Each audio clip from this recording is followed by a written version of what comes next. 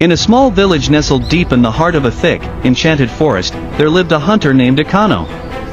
Known for his bravery and unmatched skill with the spear, Akano was respected by all.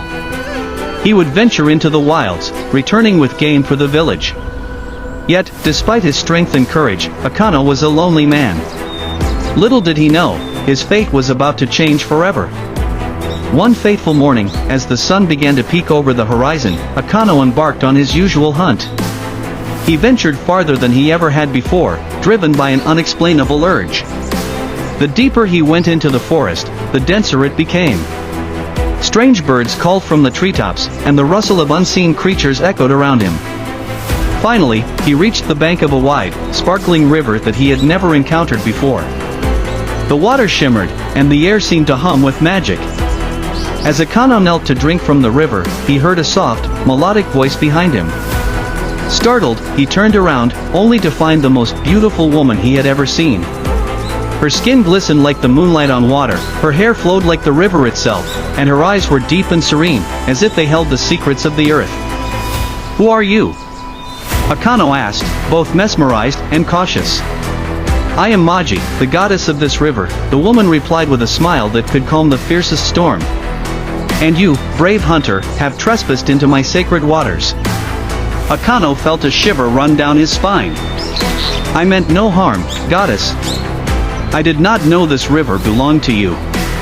Maji's laughter echoed through the trees. "Fear not, mortal. I am not angry. In fact, I have been watching you for some time. You are a hunter with great courage and a noble heart. I have a proposal for you." Akano was intrigued but wary. "What is it you desire from me, goddess?" Maji's eyes sparkled with a mysterious light. "Marry me, Akano, and in return, I will bless you with eternal prosperity. Your village will never know hunger, and you will live a life of joy by my side. But there is one condition: once you marry me, you can never return to the mortal world." The hunter's heart raced. He had never considered leaving his village, but the thought of a life filled with abundance and love was tempting. "If I marry you, I must abandon my people?"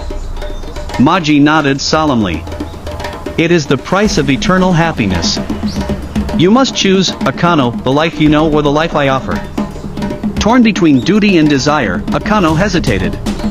But as he looked into Maji's enchanting eyes, he felt a pull that was impossible to resist. "I accept your proposal, Maji. I will marry you." And so, Akano and Maji were wed beneath the shimmering waters of the river. The villagers, unaware of Akano's fate, searched for him for weeks, but he was never seen again. Meanwhile, in the depths of the river, Akano lived a life of luxury and joy. Maji kept her promise, he wanted for nothing, and his days were filled with love and peace. But as the years passed, Akano began to feel a longing he had not anticipated. Though he loved Maji deeply, he missed the land above, the sound of the forest, the laughter of children, the warmth of the sun. One day, he approached Maji with a heavy heart. "My love," he said, "you have given me everything, but my heart aches for the world I left behind. Please, allow me to visit my village, if only for a day." Maji's expression darkened. "I warned you, Akano. You cannot return to the mortal world. Our union depends on your devotion to this life." "I understand," Akano replied, "but surely one day will not break our bond." After much pleading, Maji reluctantly agreed. "You may return for one day, but remember this: if you speak of our life together or attempt to stay, you will lose everything." Akano swore to honor her condition. The next morning, he emerged from the river, his heart pounding as he approached the village. The people were stunned to see him after so many years. They welcomed him with open arms, and as Akano walked through the familiar streets, memories flooded back. But one thing caught his eye: his village had changed. The fields were barren, the people thin and weary. "What happened here?" Akano asked an old friend. "Since you left, the land has turned against us," the man replied. "We are starving. We thought you had died, Akano." Guilt washed over him. He had left his people behind, and now they were suffering. Despite Maji's warning, Akano's heart burned with a desire to stay and help. "I can fix this," he thought. but when he opened his mouth to speak, his voice was gone. In an instant, Akano felt a cold, sharp pain in his chest.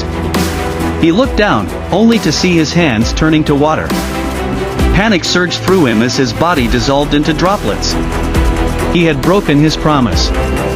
Back at the river, Maji wept. She knew what had happened the moment Akano's bond to her was severed. The river flowed more violently than ever, and as it did, it washed away the last traces of Akano's mortal life. Moral lessons asterisk. 1. Be careful what you wish for. The allure of wealth and abundance may tempt us, but true happiness comes from balance and honoring our commitments.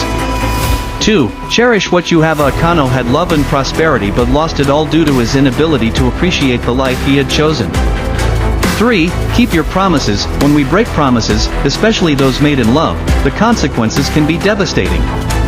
If you enjoyed this story and its powerful lessons, be sure to like, share, and subscribe to our channel for more captivating tales. Don't forget to hit the notification bell so you never miss an upload.